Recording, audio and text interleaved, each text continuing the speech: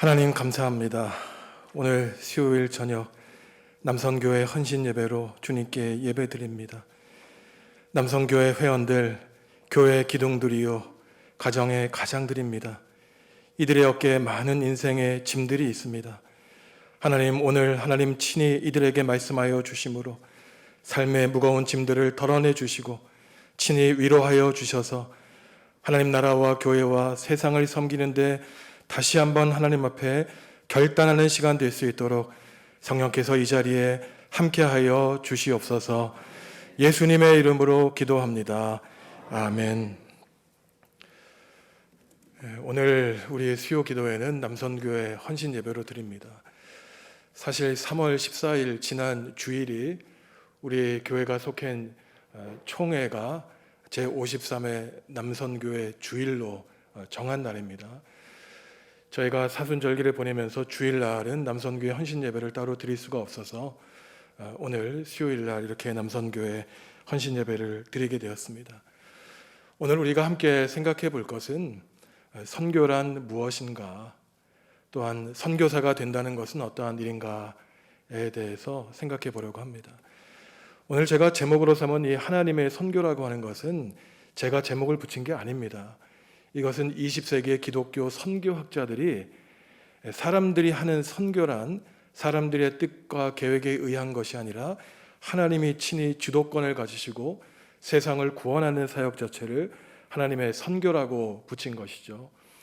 그리고 오늘 우리가 읽은 요한복음 3장 16절은 교회에 조금이라도 나오신 분들은 굉장히 잘 아는 구절 아닙니까? 하나님이 세상을 사랑하사 독생자 예수 그리스도를 보내주셨으니 그는 세상을 심판하려 함이 아니라 구원하려 합니다.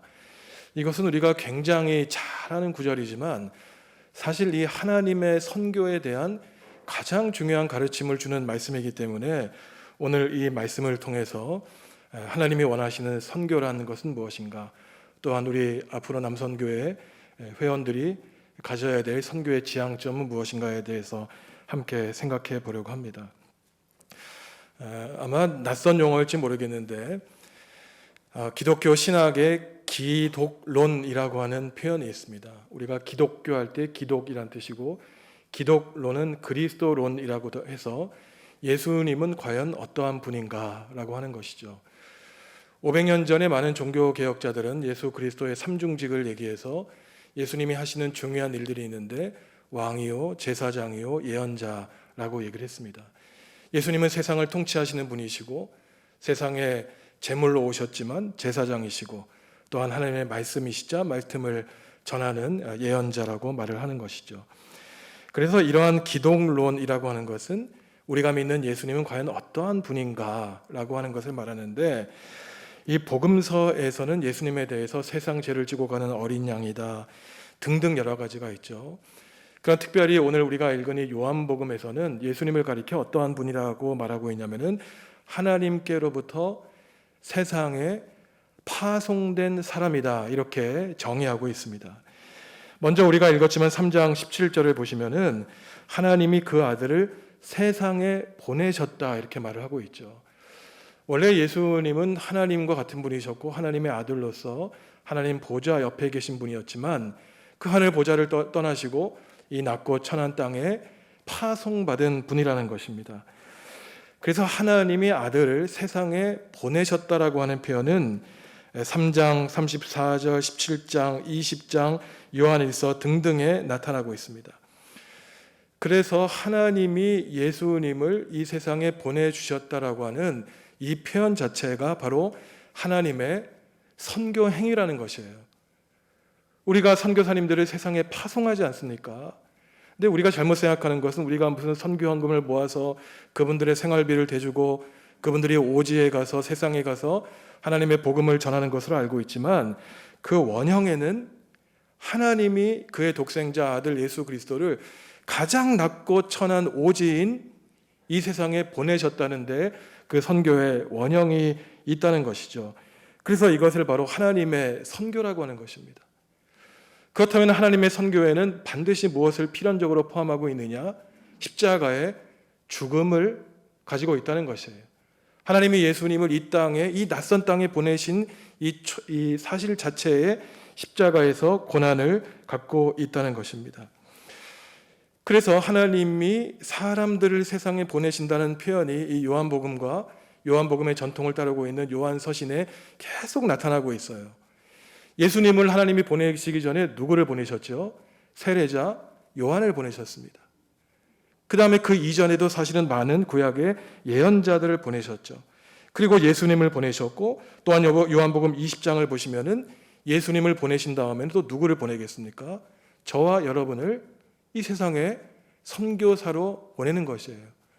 그 오늘 기억하셨으면 하는 것은 선교사란 특별한 택함을 받고 어떤 특별한 직분을 가진 사람들이 아니라 하나님의 말씀에 따르면은 우리 모두가 다 세상에 보내심을 받은 선교사라고 하나님이 우리에게 말씀해 주시는 것입니다. 우리가 특별히 어떤 외국이나 오지의 선교사로 부름을 받지 않아도 우리가 부르신 장소가 선교의 장이라는 거예요. 가장 간단하게 생각하면 우리 가정이 선교의 자리입니다. 그리고 우리의 일터가 선교의 자리예요. 우리의 직장, 우리가 속한 세상이 선교의 자리입니다. 그래서 선교라고 하는 것은 하나님을 알지 못하는 사람들에게 나아가 복음을 전하고 하나님의 나라를 세우는 건데, 가장 1차원적인 선교는 먼저 가정을 선교하는 것이에요. 내 아내를, 내 남편을, 내 자녀를 사랑하는 것, 보내심을 받고 그 만나게 한 그 자리를 사랑하는 것이 바로 선교의 1차적인 행위라는 것입니다. 내가 내 가정을 복음하지 않았는데 그 다음에 더 나아가서 어떠한 선교를 하겠는가라는 것이죠. 우리의 일터가 하나님의 선교의 자리인 것입니다. 또한 세상이 하나님이 보내신 그러한 자리라는 것이죠. 다시 말씀드리지만 선교에 대해서 너무 거창하게 생각하지 마시고 하나님이 하시는 선교는 우리에게 맡겨주신 삶 자체가 선교라는 것이에요. 그럴 때 선교에 대해서 훨씬 더 정확하게 그리고 친근하게 이해할 수 있습니다. 어떻게 보면 그리스도인의 삶은 매우 단순하죠. 복잡하지 않습니다. 그리스도인의 삶은 하나님이 보내신 곳에 가는 것이고, 멈추라는 곳에 멈추는 것이고, 떠나라는 곳에 떠나라는 것이죠. 이게 선교사의 삶입니다. 늘 짐을 풀고 다시 꾸리고, 이것이 선교사의 삶인데, 이처럼 사실은 삶에 대해서, 하나님의 사명에 대해서 단순하게 사는 사람이 하나님의 일을 잘 감당할 수 있겠죠. 제 신학교 친구이자 동기이자 지금도 외국에서 이제 선교하는 친구가 있습니다. 이 친구가 이제 신학교를 졸업하고 목사가 되기도 전에 그 아프리카의 선교사로 파송을 받았어요. 부룬디, 차드 등 아주 풍토병이 심한 곳이었습니다. 아내와 아이들이 다 말라리아에 걸리고 병원에 입원하고. 근데 이 친구가 제가 유학 생활할 때 이 아프리카가 유럽하고 가까우니까 저희 집에 놀러 온 적이 한 2번 정도 왔습니다. 제가 이제 혼자 유학 생활할 때 한 번 왔었는데, 제가 궁금해서 물어봤어요. 저랑 동갑인데 너무나 저랑 다른 삶을 사는 거 아닙니까? 저는 유학 생활하고 있고 그 친구는 정말 아프리카 내전이 있는 곳에서 선교사로 활동하고 있고. 그래서 저 친구였는데 궁금해서 물어보았어요. 나는 그냥 슈바이처 같은 사람들만 아프리카 힘든 곳에 선교사라고 해서 죽기도 하고 이런 줄 알았는데 어떻게 아프리카의 선교사가 되었느냐. 제가 차를 마시면서 아주 심각하게 물어봤습니다. 그 친구가 뭐라고 대답했겠습니까? 저는 그 대답을 듣고 너무 놀랐어요. 뭐라고 대답하냐면은 하나님이 보내셔서 왔다는 거예요. 그 다음에는 아무 말도 안 하는 것입니다. 그냥 자기가 늘 기도했다는 거예요. 하나님, 저를 부르시는 곳에 저를 필요로 하는 곳이 있으면은 두렵지만 떠나게 해주십시오. 그래서 아프리카 선교사로 갔다는 것입니다. 제가 그 친구의 말을 듣고 내가 유학 생활하면서 굉장히 힘들고 어려운 일이 있다고 한탄했던 것이 얼마나 부끄러운지 모릅니다. 지금도 20년이 지났지만 그 친구는 그 선교 사역을 잘 감당하고 있죠. 그리스도인의 삶은 이처럼 여러 복잡한 생각 버리고 단순하게 생각하고 사는 것이에요. 하나님이 가라면 가고 떠나라면 떠나는 것이고 물러나라면 물러나라는 것입니다. 이게 기독교인의 삶이에요. 우리는 그래서 집착할 필요가 없습니다. 어느 한 장소에 연연할 필요가 없어요. 하나님이 떠나라 그러면 오늘이라도 떠날 수 있는 것이 선교사의 삶인 것이죠. 그런데 과연 문제는 하나님이 우리를 선교사로 파송하신 그 세상이 어떠한 곳이냐는 것이에요. 우리가 어릴 때부터 요한복음 3장 16절을 굉장히 낭만적으로 읽습니다. 하나님이 세상을, 노래도 부르잖아요. 하나님이 세상을 이처럼 사랑하사 독생자를 주셨으니. 그런데 요한복음이 말하는 세상은 끔찍한 세상입니다. 우리를 왕으로, 연예인처럼 영접하는 세상이 아니에요. 우리를 보고 환대하는 세상이 아닙니다. 우리를 우호하는 세상이 아니에요. 늘 욕하고 우리를 쓰러지게 하고 넘어지게 하는 것이 그 세상이라는 것이에요. 1장 10절을 보면 그 세상은 어떤 세상이냐? 예수님을 알지 못해요. 7장 7절을 보면 그 세상은 그래서 예수님을 미워합니다. 15장 18절과 17장 14절을 보면 당연히 그렇기 때문에 세상은 예수님을 미워하니 예수님을 따르는 제자들도 미워해요. 미워하는 데서 그치면 다행입니다. 16장 33절을 보면 세상은 제자들에게 환난을 줘요. 하나님이 독생자 예수 그리스도를 보내신 세상은 그를 왕처럼 떠받드는 세상이 아니라 미워하고 환난을 주는 그러한 고난의 자리라는 것입니다. 우리가 하나님께 파송받을 때 대접받을 생각 꿈에도 하지 말라는 거예요. 나를 미워하면 하나님을 사랑하는 줄 알라. 하나님은 그렇게 말씀하고 있습니다. 이 세상이라고 하는 것은 우리가 잘 아는 그리스에서 온 말입니다. 우리가 코스모스 하잖아요. 사실 이 코스모스는 세상이라는 뜻이고 이 그리스에서 온 것이죠. 요한에서 2장 16절을 보면은 세상에 대해서 뭐라고 얘기하고 있냐? 세상에 있는 모든 것이 육신의 정욕과 안목의 정욕과 이생의 자랑이니 다 아버지께로부터 온 것이 아니요 세상으로부터 온 것이다. 이것이 바로 요한복음이 하나님이 세상을 그토록 사랑하사 독생자를 보내주신 것이 바로 그 세상이에요. 하나님께로부터 온 것이 아니라 세상이 추구하는 그 세상은 하나님의 정의와 사랑을 추구하는 것이 아니라 욕망과 내 자랑과 내 성공을 추구하도록 우리를 유혹하는 것이 세상이라는 것입니다. 하나님은 이처럼 자신의 독생자를 하나님을 적대하고 예수님을 적대하고 예수님의 제자들을 적대하는 곳으로 보내신다는 것이죠. 여러분 같으면 여러분의 그 귀한 아들, 딸들을 이런 세상으로 보내시겠습니까? 내 자녀를 미워하고 학대하고 이유 없이 욕하고 힘들게 하는 그곳으로 세상으로 보내길 원하시겠어요? 아니죠. 하지만 하나님은 예수 그리스도를 그토록 박해하고 핍박하는 곳으로 보낸 이유가 있다는 것이에요. 왜? 그 세상을 너무 사랑하시기 때문에. 미워할 수 없기 때문에. 감정적으로는 믿지만 하나님이 이 세상을 만드셨기에 하나님도 사랑할 이유가 있는 것입니다. 몰트만이라고 하는 그 세계적인 신학자는 하나님이 세상을 만드신 자체가 하나님께는 괴로움이라는 거예요. 왜? 타자를 만들었으니까. 나 혼자 자유롭게 즐기는 것이 얼마나 행복합니까? 내 옆에 누가 있다는 것 자체가 때로는 괴로움일 수 있죠. 내 아내, 내 남편 아주 사랑스럽지만 때로는 다른 타자이기 때문에 나에게 괴로움을 주는 것이에요. 하나님은 이 세상을 만드시는 그 순간부터 하나님의 자유를 제한한 것입니다. 하지만 바로 그 세상을 포기할 수 없어서 그 세상을 사랑하기 때문에 그 독생자 예수 그리스도를 보내셔서 십자가에 매달려 돌아가시게 하셨다는 것이죠. 그래서 선교사로서의 삶을 살아가는 우리들은 우리가 지금 딛고 있는 이 땅이 우리를 힘들게 하는 땅일지 모르지만 우리는 감내해야 된다는 것입니다. 왜? 하나님이 사랑하시는 것이기 때문에. 힘들고 어려울지라도 선교사의 원형이신 예수님을 바라보면서 그분이 지신 십자가를 우리의 십자가로 짊어지고 살 수 있다는 것이죠. 과연 예수님은 그때 뭐라 그러셨습니까? 십자가에 달려 돌아가실 때 나의 하나님, 나의 하나님, 어찌하여 나를 버리셨습니까?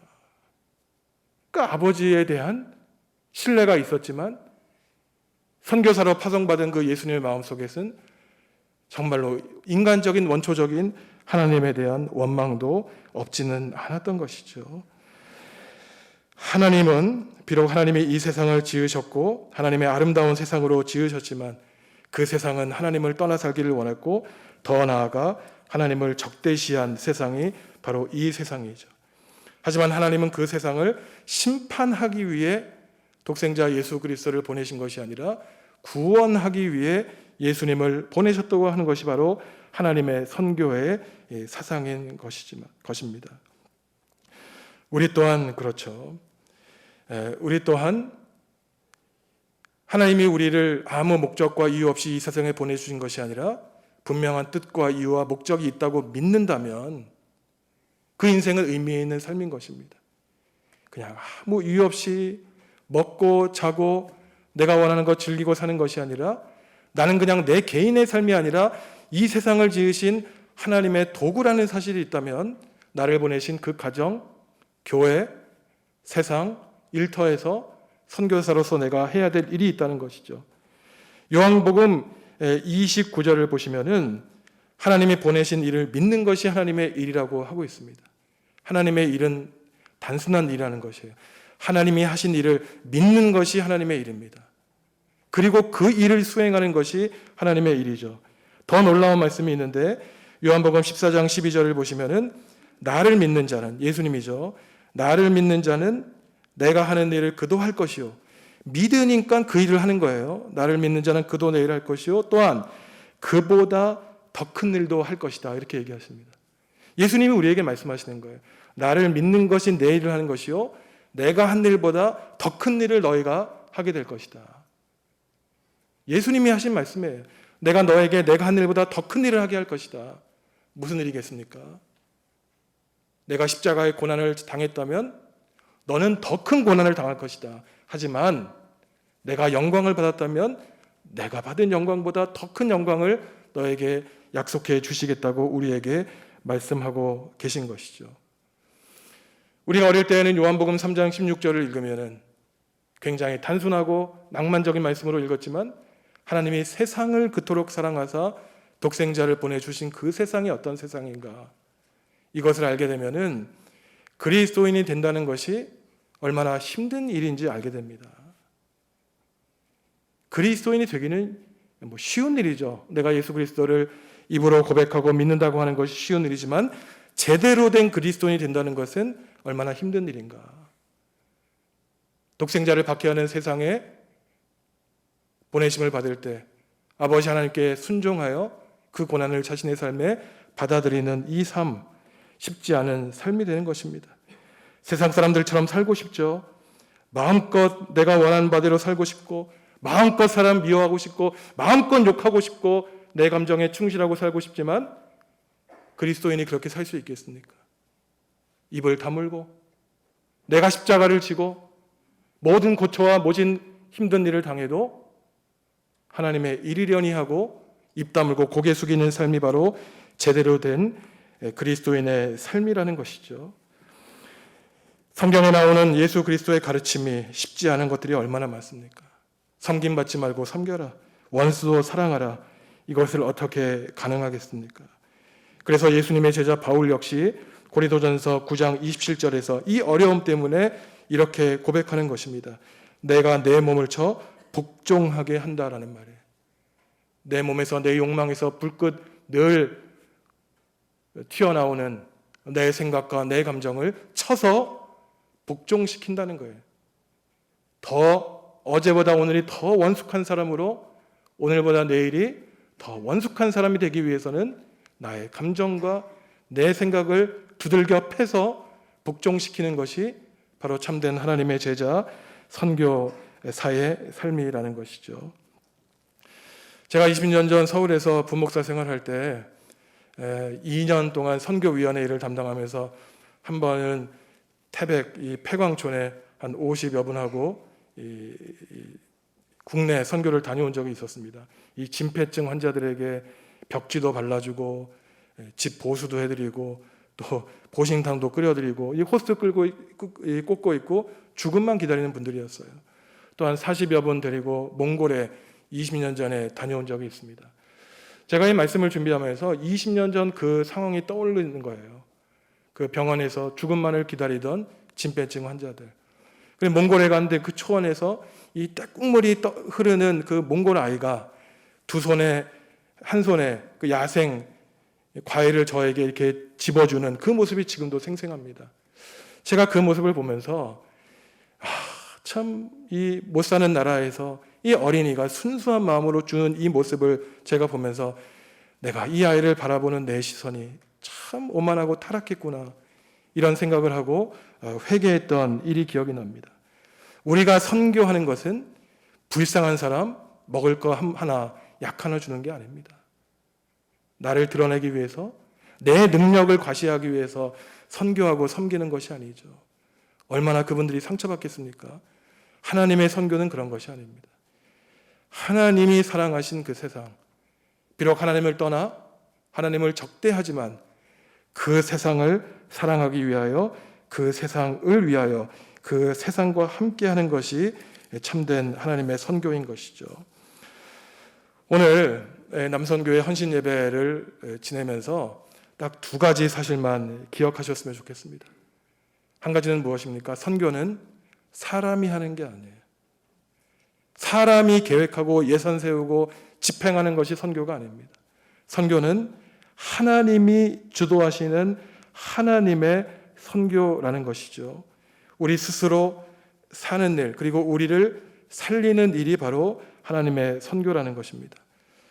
둘째로 기억하셨으면 하는 것은, 선교사님은 단지 외국이나 오지에 간 그 특정인만 가리키는 것이 아니라 우리가 모두가 다 우리의 가정의 일터에 세상에 파송받은 선교사라는 것입니다. 선교는 작은 일에서부터 시작하는 것이에요. 내 가족을 섬기고 사랑하는 일부터 시작됩니다.